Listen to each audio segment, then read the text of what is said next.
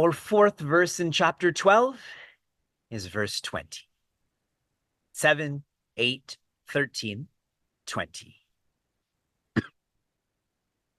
Ye tu dharmyamritamidam yathoktam paryupasate shraddhana matparamaha bhaktastetiva me priyaha. Joy. Tu is like tasmat in the sense that a flow of thought is coming to a conclusion. Ye means who. When such a word is stated in Bhagavad Gita in any mouth, you should ask yourself, is this me? Like those who think, why do bad things happen to good people? Ujaswami Tejamayan on this. First point on that, are you a good person? We take for granted that this is describing me, but is it describing you? The one, dharmya amritam idam, this, what I just stated from verses 13 to 19, is dharma. What kind of dharma? The dharma that makes you amrita or fearless. Shared in a different way, this is Sanātana Dharma. If anybody wants to study Hinduism 101, this is Hinduism 101. How incredibly universal Sanātana Dharma is. As I interact with seekers, as I interact with our community, I often pray and hope that everyone would be more proud of how universal this religion is. There's no do's, there's no don'ts, there's no conversion. It is most inclusive. Yatha uktam, what I just spoke out, pari upasate. One can't just know this in the form of theory. Upasana means to sit near. Upasana. I am upasanaing this laptop, this phone. Padi upasana means this is your vision and lifestyle. This is your theory and application. These are no longer values. You have followed through, which means they are virtues. The way to do this is shraddha, to be overflowing with faith. Faith in what?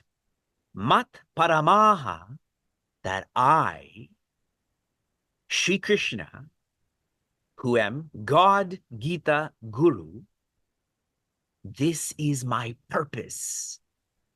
This is the way. In verse 1, Prince Arjuna had asked, what direction should I follow? Infinity or divinity? In verse 2, Shri Krishna shares, it doesn't matter. What matters is to be filled with faith. Your direction is less important than your dedication. Shraddha means to hold on and to follow through. I have been annoyingly repetitive in this community about steadiness. I've observed in myself, when people write to me, when people ask of me, I have this bias to respond to those who are in my study groups more, because I know that's a greater investment. They're going to be steady with whatever advice or instruction I give them. If you have to talk to 10 people, won't you talk to that person who you know is going to be more receptive to you? It's common sense. Finally, bhaktaha, he's using plural.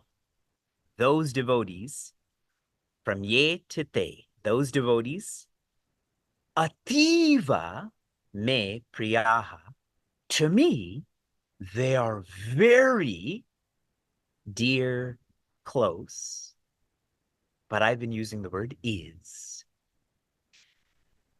For those who know what the word ativa means, it does mean very, but if you split it up, it means ati iva.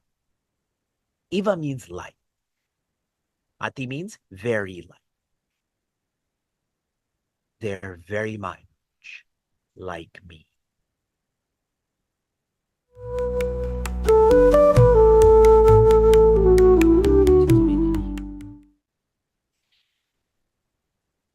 Bhakti in English means devotion.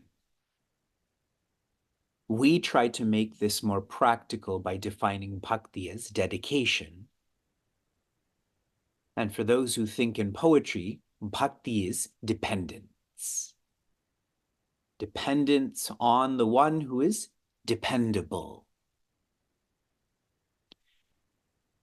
We have completed Bhakti Yoga by exploring verses 7, 8, and 13. The final verse of Bhakti Yoga is a transition into a new train of thought or focus of Bhagavad Gita. Verse 20 is very, very, very important. I'm going through the reflections again. In the first quarter, Shri Krishna is stating, Dharma is holding on and following through to values. 25 values, you hold on to them. This will help you to follow through with them, in which case they become virtues. He shares Dharma will lead to Amritam. Amritam literally means immortality.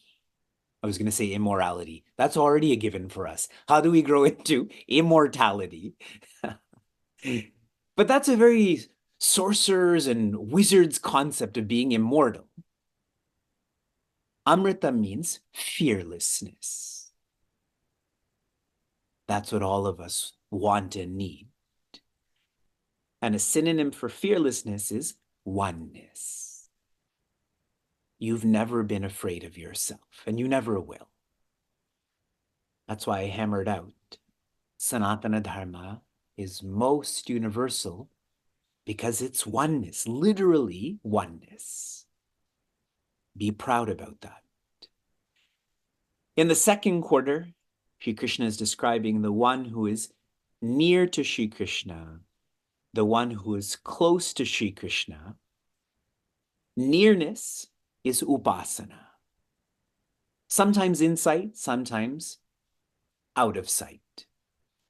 But paryupasana, that is not a nearness that comes and goes. It is a comprehensive flow of one's vision into their lifestyle, theory into application.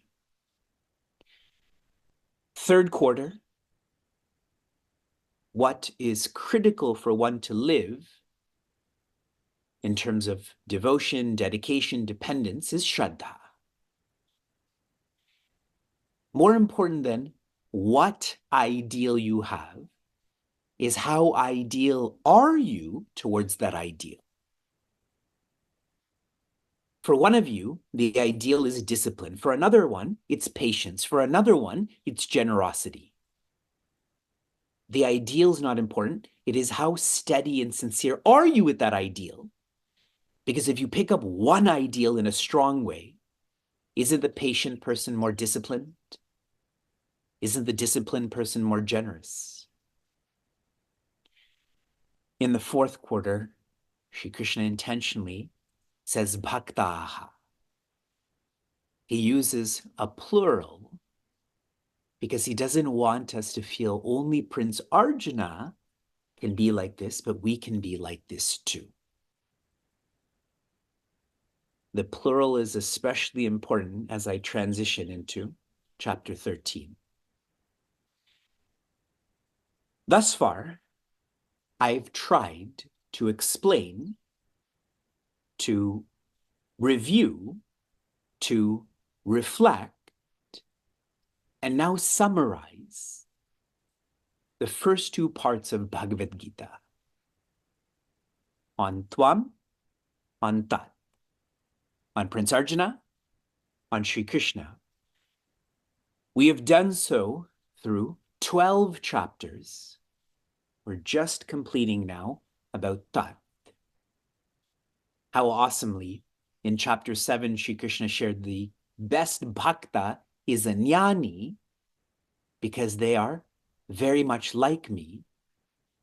And now in chapter 12, he's ending this thought flow, not calling them a jnani, but a bhakta, the one who is very much like me. We are in the final part of the Bhagavad Gita, which focuses on Asi. And we are in the final 100 mornings, meaningful mornings, on Bhagavad Gita. When I say final, I've been emphasizing finality. These are our final 100 mornings in which we're going to invest into Bhagavad Gita. More about this plan I will share with you when we complete morning 1200. Over our explanation, review, reflection, summary of parts 1 and part 2, we have made many mistakes. And so we are asking for forgiveness, because we need to be lighter as we get into the most intense part of the Bhagavad Gita. In chapter 11, the concept of forgiveness was brought up to show our evolution. Forgiveness because we may be distracted, forgiveness because we may have dislikes, forgiveness because I may not know a meter of Bhagavad Gita, I may not know English grammar like sensical. That's not a real word, but all of you smile and nod because you understand, but someone may not understand that. So we're asking for forgiveness. Please fold your hands near your heart. I will chant, and then we'll start chapter 13. Visarga bindu matrani padapadakshārani cha nyūnāni chātiriktāni kshamasva parameshvara.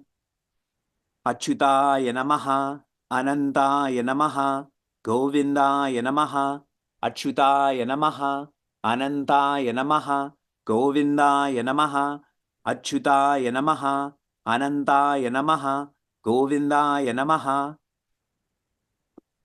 Hari Om Tat Sat. I was using this book. This is the first book they gave us at the Vedanta course. Can you imagine that?